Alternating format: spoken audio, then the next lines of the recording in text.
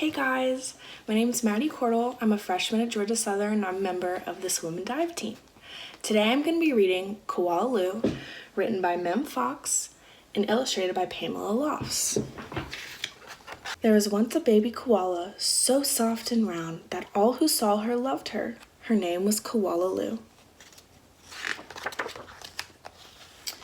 The emu loved her, the platypus loved her, and even tough little koala claws next door loved her.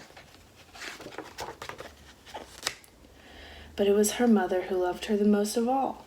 100 times a day, she would laugh and shake her head and say, "Koala Lou, I do love you." Whenever she stretched in the early morning sun, or climbed a gum tree, or bravely went down the path all by herself, her mother would smile and say, "Koala Lou, I do love you." Years passed, and other koalas were born, brothers and sisters for Koala Lou. Soon her mother was so busy, she didn't have time to tell Koala Lou that she loved her, although of course she did.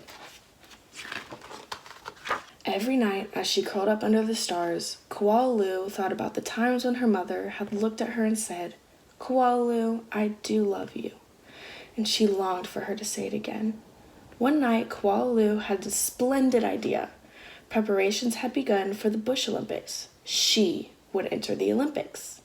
She would compete in the gum tree climbing event, and she would win.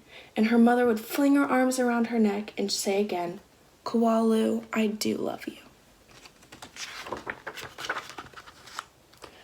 Koala Lou began her training right away. She jogged and puffed and lifted weights and panted.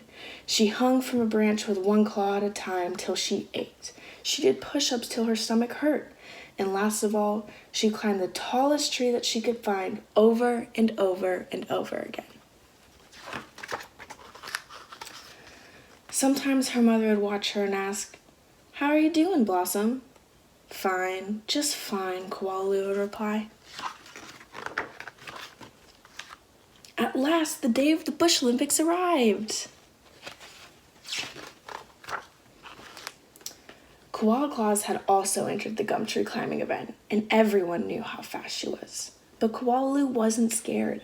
She saw her mother in the crowd and imagined her saying again, "Koala Lou, I do love you," and her heart filled with hope. It was Koala Claus who went first. Her climb was a record-breaking 22 meters in 70 seconds flat. The spectators whistled and cheered and wildly waved their party hats. "Can I do better than that?" wondered Koala Lou. "I must," as she stepped towards the tree. A hush fell over the crowd. "On your mark," said the kookaburra. "Get set, go!" Koala Lou leapt onto the tree. Up and up and up she climbed, higher and higher and higher, faster and faster and faster until there she was, right at the very top. The spectators roared and clapped and stomped their feet, but she wasn't fast enough.